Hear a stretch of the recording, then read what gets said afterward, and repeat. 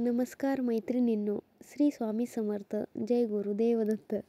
आज आपण एक अत्यंत महत्त्वाचा आणि अनेकांना मनाला लागणारा विषय घेऊन आलो आहोत.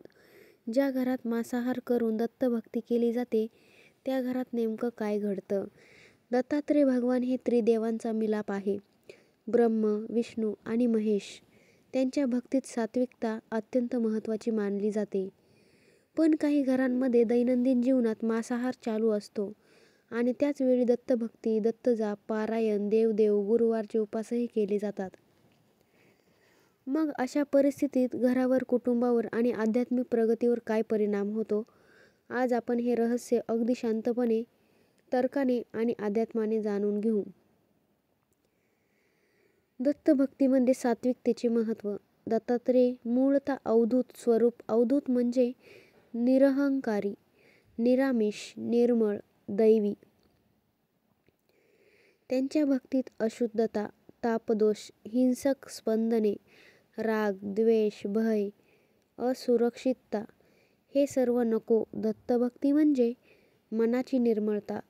आता मांसाहार हा राजस, तामस गुण वाढवतो असं शास्त्र सांगतं. सात्विक आणि तामस यांच्या मिलनाला आध्यात्मिक संघर्ष. हे दोन ऊर्जा प्रकार एकमेकांना विरोधी आहेत. म्हणून दत्तभक्ती करताना सात्विक राहावे असे ग्रंथ सर्व सांगतात. तर मांसाहार म्हणजे काय? साधारण लोकांना वाटतं फक्त मासे, चिकन म्हणजे मांसाहार. पण आध्यात्मिक दृष्टिकोन वेगळा आहे. ज्या अन्नामध्ये प्राण्याचे दुःख आहे, मारणाची ऊर्जा आहे, अधोमुख स्पंदने आहेत, ते सर्व तामसिक आहे. मांसाहार केल्यावर शरीरात आणि मनात येणारी ऊर्जा बदलते. मांसाहाराचा आध्यात्मिक परिणाम. मन अस्थिर होते, नकारात्मक विचार वाढतात, अस्वस्थता, राग, तणाव वाढतात, घरात लहान सहान भांडणे वाढतात, जपातपाची शक्ती कमी होते, देवपूजेसाठी लागणारे सूक्ष्म स्पंदन कमी पडते, पाप भावना वाढते. हे अनाहूत असतं पण ऊर्जेवरती परिणाम करते. दत्तभक्ती म्हणजे शांती. मांसाहार म्हणजे तामस. दोन्ही ऊर्जा टकराव करतात. अशा घरात नेमकं काय घडतं? आता मुख्य मुद्दा बघा. देवघरात स्पंदन कमी पडते. जिथे मांसाहार शिजवला जातो तिथे सात्विक वायू टिकत नाही. त्याचा परिणाम दत्तजपावर होतो. पूजेची शक्ती अर्धवट राहते. जप केला तरी त्याचा प्रभाव 100% मिळत नाही. अर्धवट फळ मिळतं. घरात देवताचा वास कमी होतो. सूक्ष्म देवत्व स्पर्श कमी जाणवतो. गुरुवारची पूजा निष्काळजी होते. मानसिक शांती नसते. म्हणून जप एकाग्र होत नाही. आरोग्य व आर्थिक अडचणी वाढतात. सात्विक ऊर्जा कमी झाली की पैशाचे नुकसान होते. जास्त खर्च वाढतो. घरामध्ये भांडणे, ताणतणाव ही लक्षणे वाढू शकतात. लहान मुलांवरती परिणाम होतो. घरातील तामसी ऊर्जा मुलांच्या मेंदू आणि वागणुकीवरती परिणाम करते. देवदर्शन. जपामध्ये अडथळे.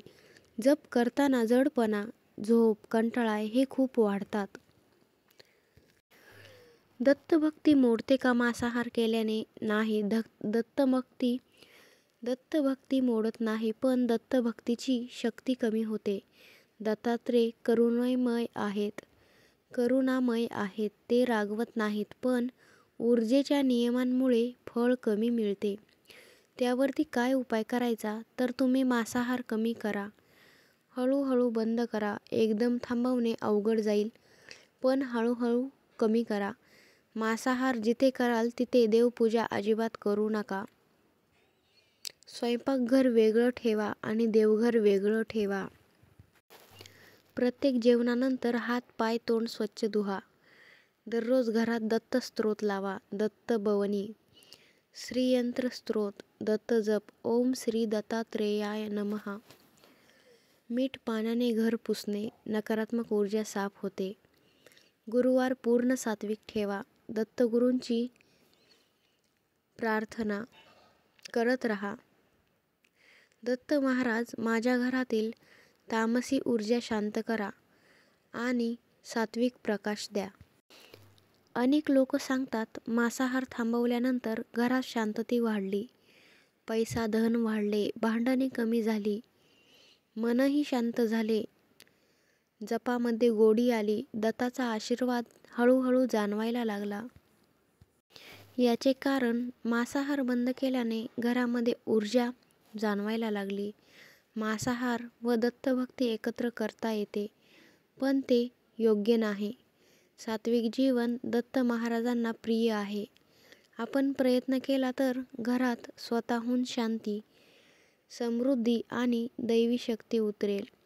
म्हणून मैत्रिणींनो, जर माहिती आवडली असेल तर लाईक करा, शेअर करा, कमेंटमध्ये श्री स्वामी समर्थ जय गुरुदत्त लिहायला विसरू नका. चॅनलवरती नवीन असाल सबस्क्राईब करा आणि आपल्या व्हिडिओला नक्की हाईप द्या. दत्तगुरूंची कृपा तुमच्यावरती सदैव कायम राहो. श्री स्वामी समर्थ. जय जय गुरुदेव दत्त.